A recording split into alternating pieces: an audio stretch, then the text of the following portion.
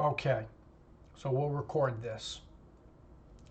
So 3-point lighting is one of the easiest ways to create a series of lights that give you very strong control to properly light, evenly light a subject or subject matter. And this is usually used in a studio environment. These lights are what control the object primarily. And there's a variety of things that you can do. Now, 3-point light is exactly that. You've got 3 lights. One, which is called the key light.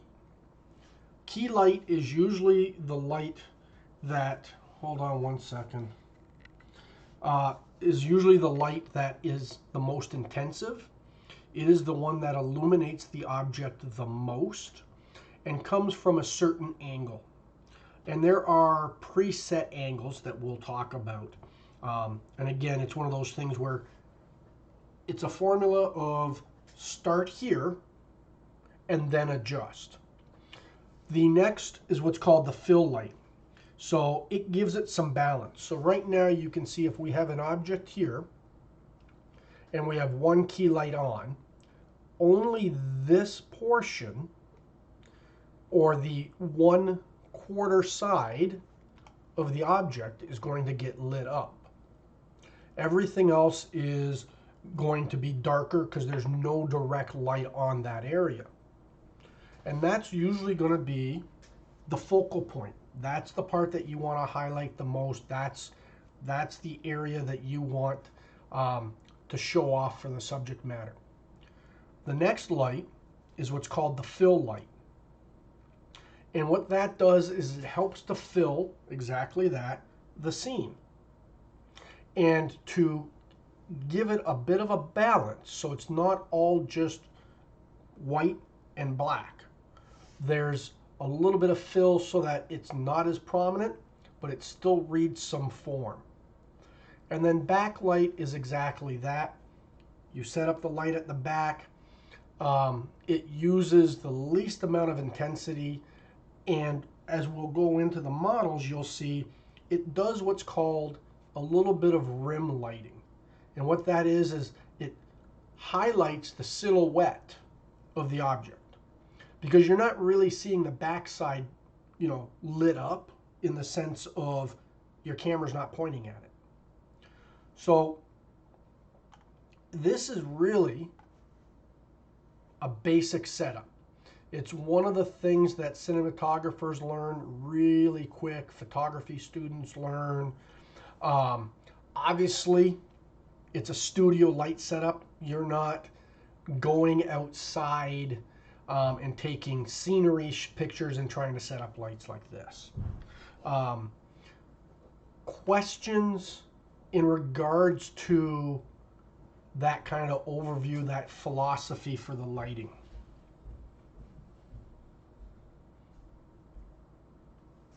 Okay, so we're going to look at here in the next couple classes, one, how to set up 3-point lighting using the environment lights, like a lot of us did, and then also setting up and using real lights, spotlights, in Keyshot. So physical objects that are in your scene that are the lighting. So what I want to do is make sure, I also uploaded a couple videos. They're very, very short videos that talk about 3-point lighting. Now, obviously, you can do 3 points and then you can add more lights or add less lights. This individual here, I can never say his name, but it's Ebon, something like that. He is a Keyshot god. So you can go to his website, and I'll toss that up later. Look at his tutorials and things of that nature. He's got some great, amazing tutorials. So let's take a look here and we'll go into Keyshot.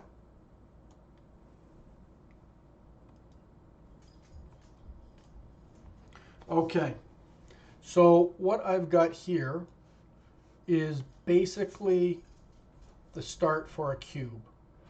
Or not the start for a cube, a cube. Now, you can see if I come over to my environment, it's got the default HDR environment background in there. So for today's class, we're going to start with it and we're going to use the 3-point lights and we're going to use creating this environment here. So let's just start with a very, very fresh one and we're going to go black. So basically what you've done is you had some lights on, you went, you turned, you set this down, and you turned off all the lights. Now the reality is you're not going to do that in a studio. But what you would do is you would come and place your subject where you want it in relationship to the camera. And then you would lay out and start setting up your lights. So let us just do this here quickly. And what I do is I always start with my key light, which is going to be my primary light. And I'm going to determine where I want to light it, what object I want to light up. So for this cube, you know, it doesn't really matter. There's nothing that is overtly exciting about it. So let us come in here. We're going to turn this off.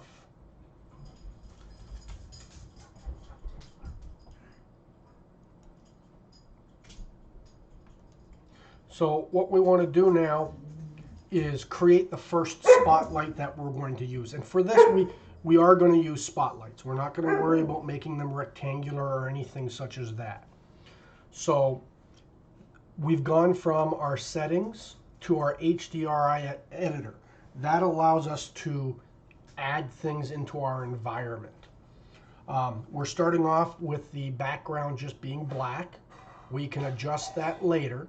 But right now, I just want to show in the most dramatic way what it will look like black. So the very first thing we're going to do is to pin or add a pin. And what that does is it adds a light. Now, we can move it around. And again, if you look at it like this, this is directly in front of the object. So if we were to come in, I don't know why it's not, oh, hold on.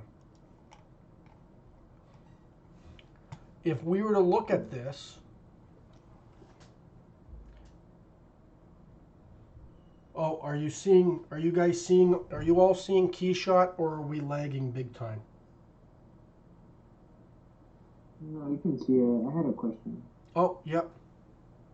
So for the camera, right? That's like in like a round thing, right? Like the way it's rotating, like in a circle. The camera? Yeah, like the little pin thing that you're moving. Oh, so that's the spotlight. Yeah, and then that's round, right? Yes. Picture that as a sphere. Okay. So as I go up, it goes to the top of the sphere. That's the bottom of the sphere. Right there is the center. I can move it to the right, and you'll see that the light rotates around all the way to the back and keeps going.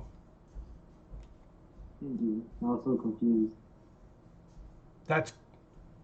Sorry, do you want me to explain that again? No, I said thank you. I was confused a while ago. Okay, got it. Sorry about that. So we're going to use 3 lights here. So the first light, let's say, is going to be our fill light, and I want to highlight this side. This is the area that I want. Now, if this is a percentage of wattage or power, This one is always going to be the highest percentage. So let's say if it's a 3, okay, what we'll have is the other ones are less. So a fill light is always 50 to 75% less than the key light. Because again, we want to make sure that the intensities aren't the same. So the key light is going to be the brightest, which is what we have here. And I'm just going to come down to make it easy, and we're going to call that key. And now it's a matter of where do we want to locate it. So for us, we're going to locate it so it's slightly above, not below, but slightly above up top. Now, you can see it's very dramatic, very intense, but we have absolutely no fill on the other side. Now, this may be what you want from drama, but right now we're not necessarily looking at drama or dramatic lighting. What we want to do is to get this to be evenly lit so that you have a focal area and the other side. We'll get into how we can do tricks in that with drama later. So the next thing that you want to do is create the fill light. So again, if this is a 3, we're going to come in and we're just going to create a new pin. And then what we want to do is we want to position that. So in order to position it, sometimes you can turn off the other light. And that kind of helps you to adjust and find where you want it. Now, if we said it was, the intensity was a 3, or you know what, let me do this. This is going to make my math easier for me. We're going to say this is a 4. Sorry, I'm doing really simple math now. So if we want this to be 50% to 75%, we'll go with let's say just a 3 for now. And we want them kind of coming down at the same height. So now you can kind of see that this side is not lit up as bright. Let me just go in here and we're going to add that. And we're going to call it the fill light. And you can see where we're getting the main lighting up on this side here with the fill light adding a little bit of shadow in here so that you're getting that transition of lighting. Now, this is where you can look at, and you can start tweaking and playing. What I like to do is to get my base set up first. I want to rough it in a little bit. And then what I can do is go back and tweak each one of the lights. Because if I start adjusting things too much, especially when you're first starting to learn, and you're not 100% sure, well, I just changed this, and I changed that and that, but I don't like what this is doing now. Do you know what actually changed it? So, hold on one second. I just need someone to send the dog out. Yeah, I got you. 1 second. What's that? I said I got you. 1 second. Yeah.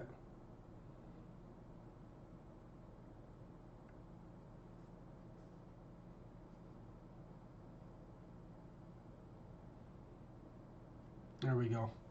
So does that make sense of, especially when you're learning, especially with shaders and lighting, take it one step at a time.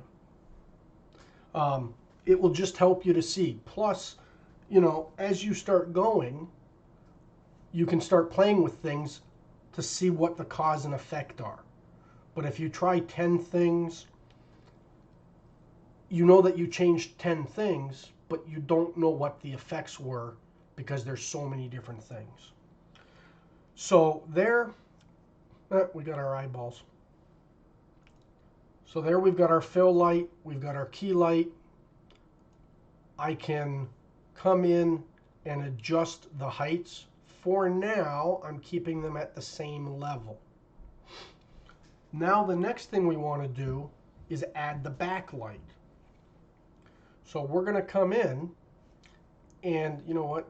I just want to tone this material down here.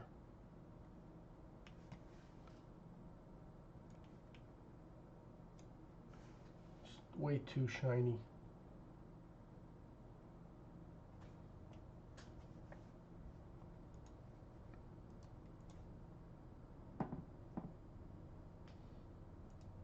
Oh, I moved stuff around. There we go.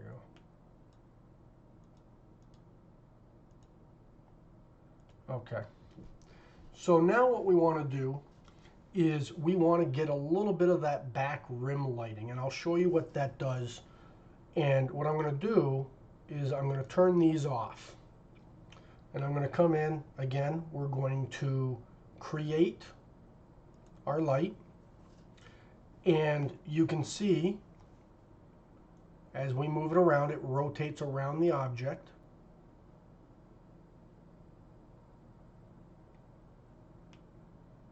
So it's kind of like right behind. We can do a little bit of an edge. And you can kind of see what we're getting now is that we're simply getting this back area lit up. So you're not actually seeing it from the front, you're just seeing it slightly from the back, and you're getting that kind of a contour there. If we come in, we can adjust it.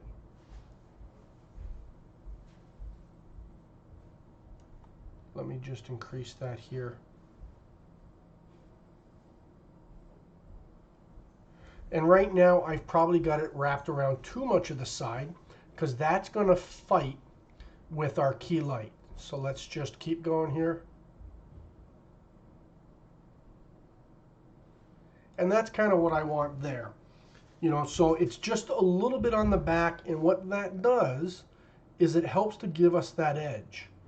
So if I turn on my other lights now, we can kind of see that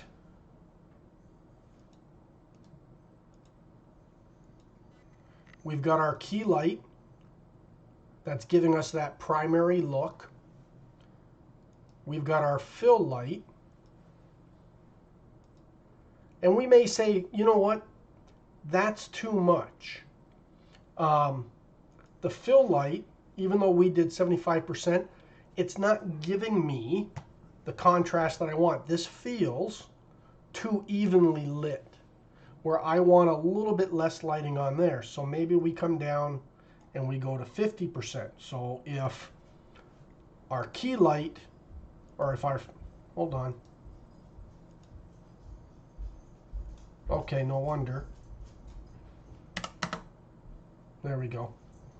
If our key light, which is our primary light, is set at a 4, and we go to our fill, and we've got that at 75, let's drop it down to 50%,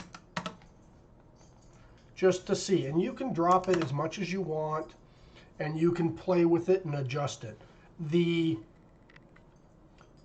50%, 75% intensity of the key light is suggestive. You know, once you get it laid out, that's where you can start looking at things. So let's just leave it at 2 right now.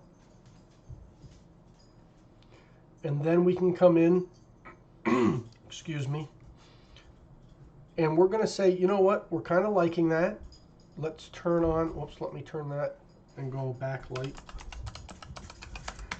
This is where also, when you start doing these, taking that time to naming the lights can save you a lot of effort downstream. So you're not just clicking and dragging and trying to figure out what one is what. Okay. Let's just see something here.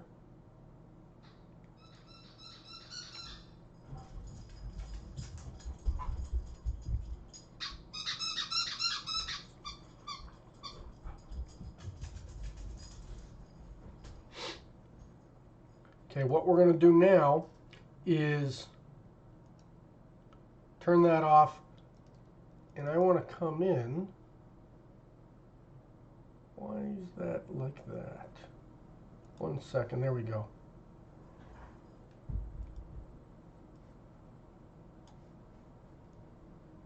Bear with me for a second here. There we go. So this is our, again, this is our lighting environment. So our environment is completely black. So that's the color it's going to be. If I come into my HDR editor and I go to my background, I can change that color to be whatever color I want. So this, again, this is the lighting environment. So you can see here, oops, what I've done is I've said, okay, you know what? Let's make this studio, which we've got all the lights turned off, and make it white. Or we could say, you know, this studio is painted entirely of a blue room. You know, whatever color we want. Now, one of the things you can notice is that just like real life physics, so light reflects and bounces off of the environment that it is in. So if you have an object and it's got specularity or reflections and you put it in a blue room, that object is going to have a blue hue to it, or a blue tinge, which you can see here. So for now, we're just going to keep things as white.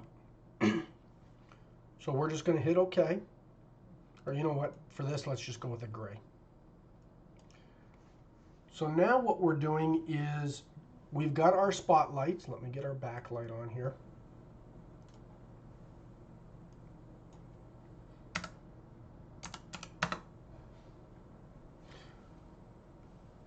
And we've got our studio color that we've got there. Now we can adjust the overall brightness of the room. So on here we've got the white background color, just the plain color. There's no gradient, no sun and sky, no image. But I can come in and without changing the color, I can just basically turn on bright lights. So picture if your entire room had a light switch with a dimming bulb that you just crank that bulb up to be as bright as it could be. So here, even though it's got the gray environment, we've turned the brightness down, so it's really not being illuminated much at all. So let's just go back and we're just going to make this a 1. Sometimes, again, this is what you can tweak later and do various things with. So now we've got our 3-point lights. If we just come back here, again, what we have here now is it's in a room. We've gotten rid of all the black, so there's just kind of a basic light. If we come in and change the brightness to that room, you can see what happens. Oops, I grabbed the wrong one. You can see what happens is I can increase it, and there's no specific area that gets increased. It's the whole environment is increasing the light. So that can be one of those things where you can use that if you've got your 3-point lights the way you want, but it's just overall, it's just not quite bright enough.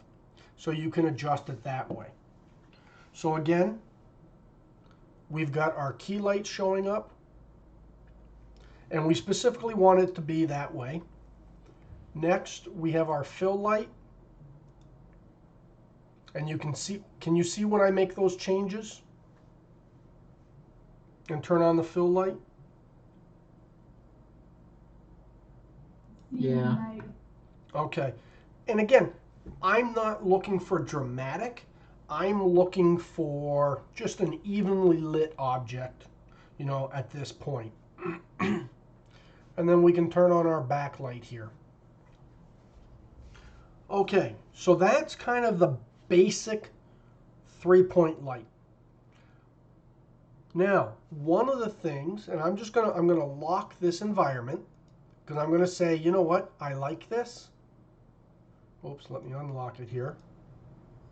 And I'm just gonna call it 3-point light 1. Okay, and then I'm gonna lock it. We're gonna say, hey, that's our studio. Now, one of the things, and I'm just gonna duplicate this camera. I'm gonna lock it. We're just gonna call that front 3-point, and we'll lock it. Now, whoops, and we're gonna lock it. There we go. Let's go to our free camera. And what we're gonna do is we're gonna walk around the model with our camera. So we're just gonna come in here and we're gonna walk around. Now, this is where a lot of people get themselves into trouble because this is how they want to render the different shots. So by just simply taking our camera and picture our virtual studio, we're just going to walk around and take a photo of the back side of our object. What has happened? Why has all of a sudden our lighting not worked? Anyone? Different position, maybe? Yeah, all our lights were set up to get that money shot. Plain and simple. Now, what you could do is a couple different things, and this is why you have different environments. So we can go, let's just rename this, and we'll go front 3-point lighting. What we could then do, come to our camera, we'll go to our free camera, and we're going to rotate it, get that view that we want, and then we're going to come back to our environment and we're going to create a new environment. And the reason we want to do that is because now we want to set up a new light. The backside has different forms, so we may want highlights in different areas. We may want to, show off something, or we may even want to change where the key light is and the fill light is so that we can get that. You could also come and do this where what we're going to do is we'll just duplicate this and we'll just go rear. And the reason that we're duplicating it is we don't have to go back and change all this stuff. What we can do is come in and go, okay, well, we want to turn on our key light. We'll turn on our key light. Now that's coming off the back side. Is that where we want? Or do we want it over on this side? Now, as a reminder, we can move things around such as this, and you can kind of see where it's going. And you can even see, let me just reduce the radius here. That's the hot, that's, there we go. That's your spotlight, rotating it around. Right now it's going behind us.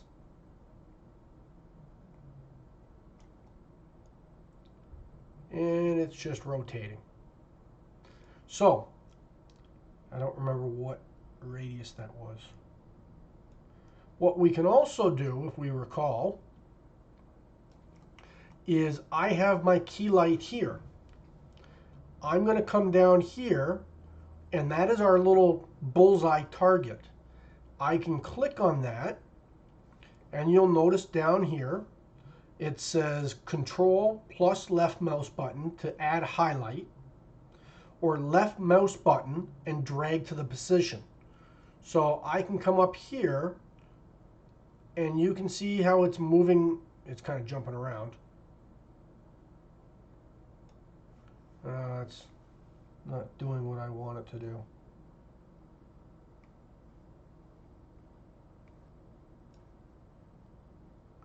What's going on there?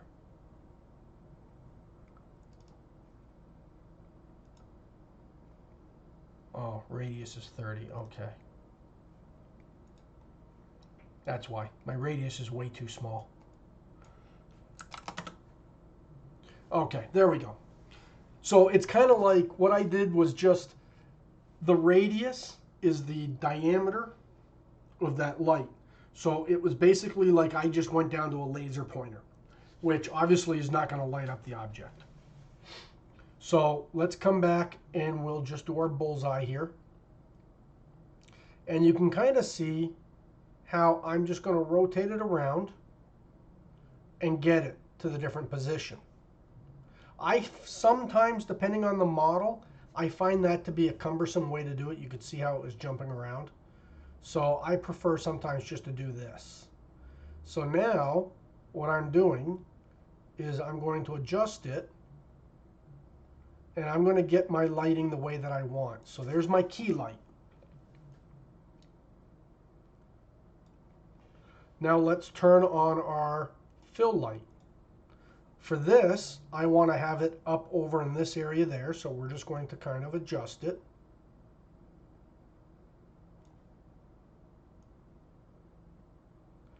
We'll raise it up a little bit. So now I've got that backlight, or sorry,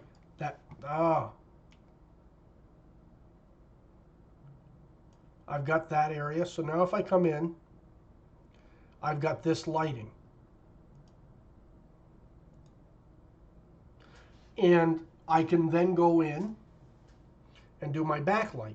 Now, this is what you can do and have multiple environments set up. So let's just go, we've got that with the rear. Now, we're just going to come in here, we're going to camera,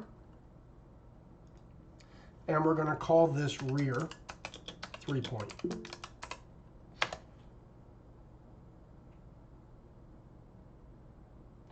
Lighting? I have a question. Yes, go ahead, Goofer. So for that lighting, you only use two lightings, right? I only used 2. I thought this looked good. I didn't want the third or the backfill. You know, you don't have to use them. It depends on what works for you. Gotcha. Oh, one thing, when you use that little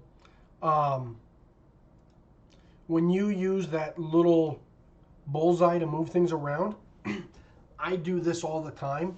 I come in here and I go to rotate my camera. Well, you have to make sure when you're finished moving that light using there, you have to hit done. If not, it'll try to move those lights. So we've got that. Now what I'm going to do is I'm going to go to my front. I'm also going to come in, make sure, because you can see I've got my rear studio lights on. Let's go to the front. Something else we could have done is you can come in, and a lot of times setting up the lights is very time intensive in a real world photography studio. What you can do, or what photographers do, is once they get that glamour shot and they need to do different views, they may rotate the subject matter. So I could come in, go to my scene. We are going to grab Mr. Totoro, and I could come in and I want the back view. So I'm going to rotate it.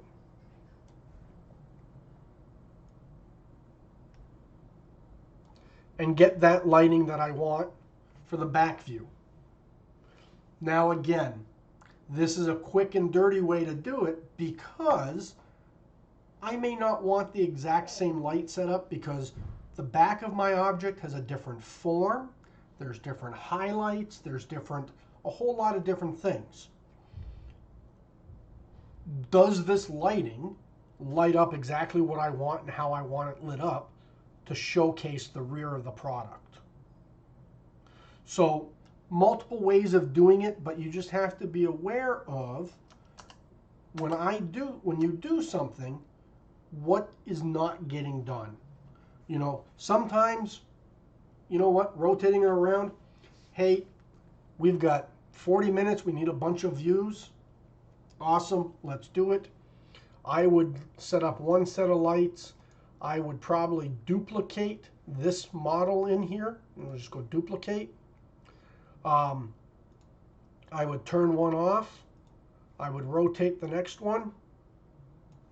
I would rename this one. Whoops, let's just go OK. Come on, let me rename it.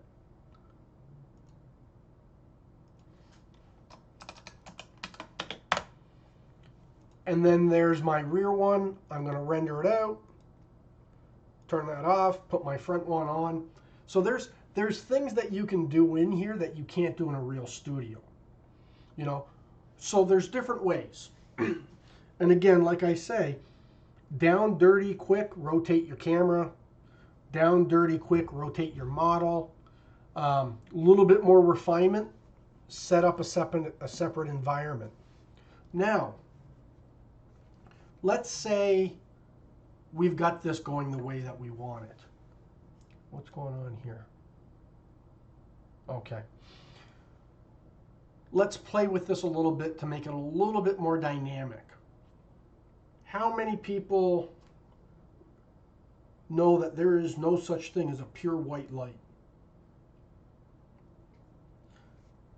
As you buy light bulbs, you see on that different spectrum, it kind of goes from a yellow to the blue. Well, let's come in and say we want to do something a little bit different. So we're going to come in. I'm actually going to change this back to black.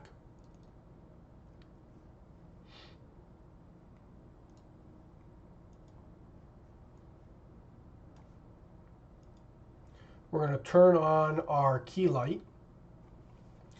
And I'm going to turn on our fill light. But I want to do something a little bit more dramatic. So I'm going to come up here. I'm going to select the dot. That brings up what we've got here. And let's just play with the color a little bit.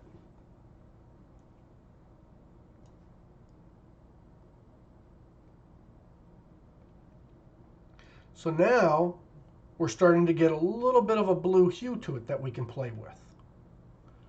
If we don't want to do it on that one, we'll just hit cancel.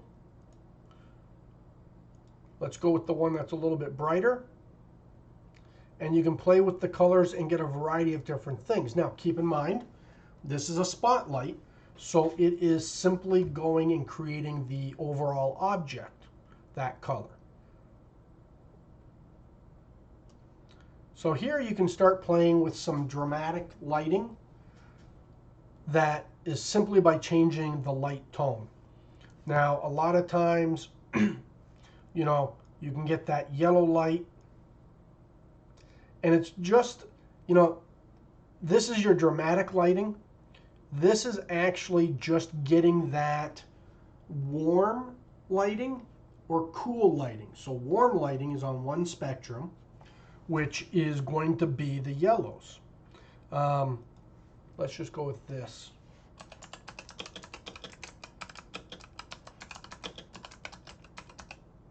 Spectrum.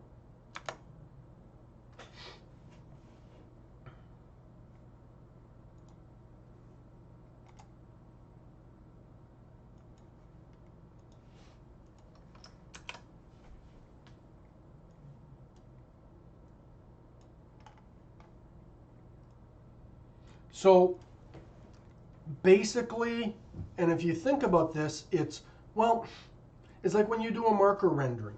You know, there are warm grays and cool grays. Well, I want this overall object to have more of a warming look and feel. The materials don't change. The materials are materials. This red is red. I don't make that red seem cooler or warmer because that's the material color it is. If I want in the photography for that red to feel a little bit cooler, then I'm going to add in and utilize more of a blue light that is on the other spectrum that is more natural lighting. Does that make sense?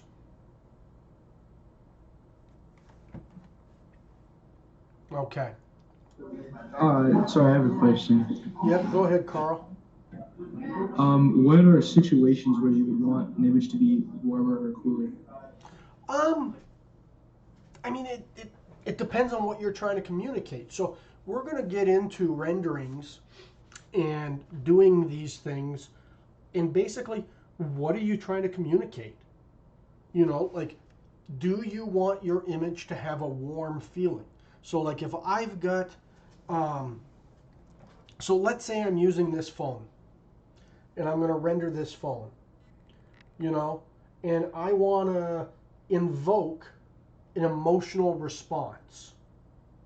Okay? That's going to get controlled by my lighting.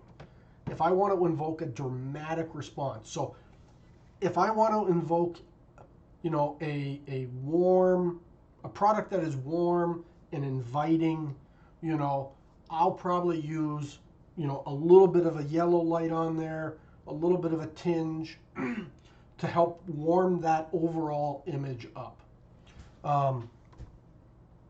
Let's just come in.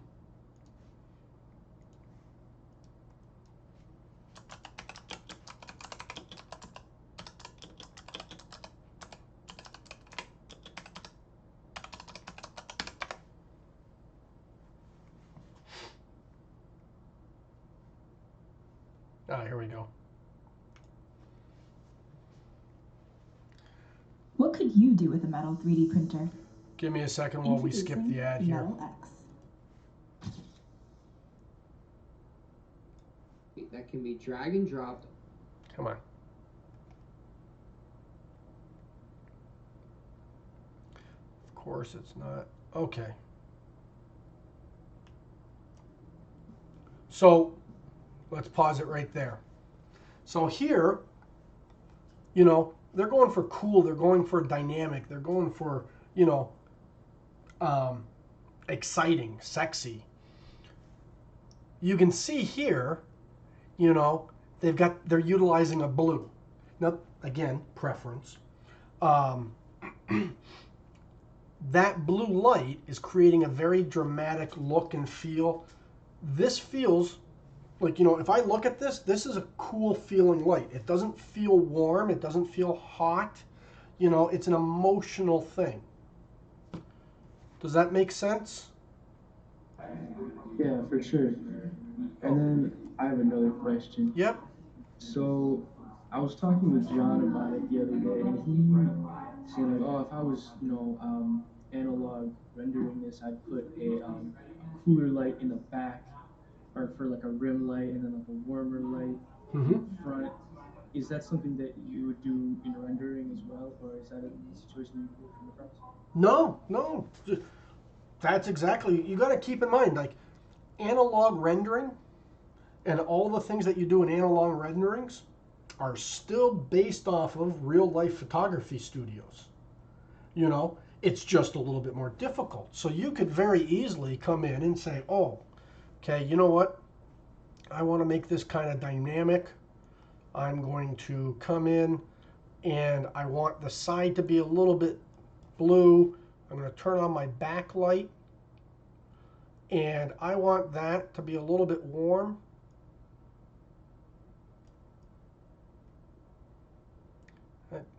I'm not getting what I want here. This is giving me way too big.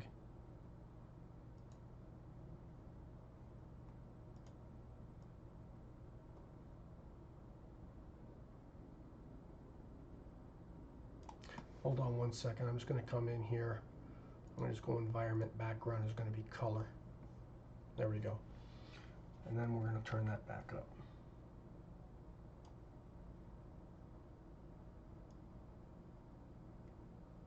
So I can come in now and say, well, I want that to be warmer.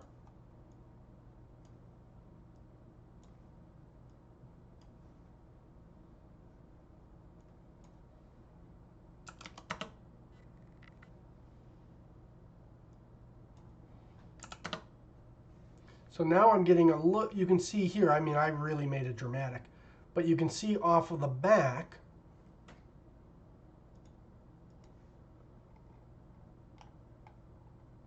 I'm getting more of that yellow from the background, and it's reflecting.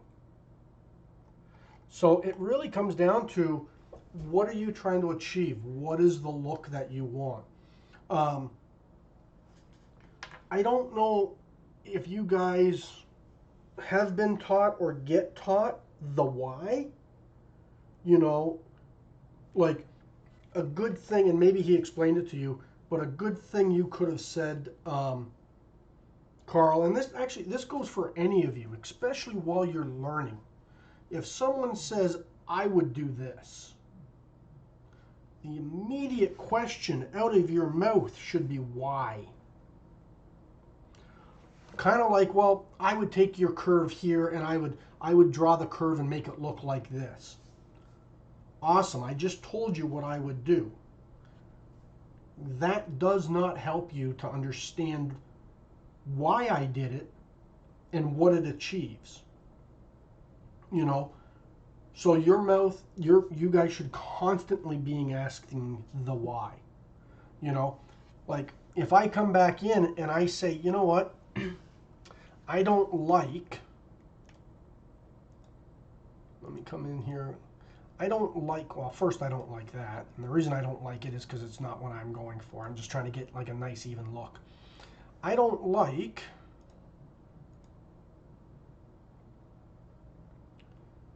where this fill light is.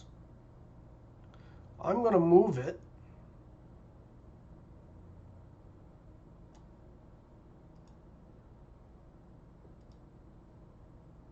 What just happened? What?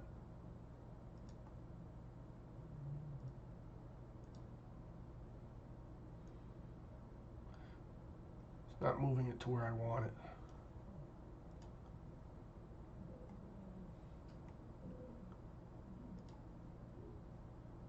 Let's do this.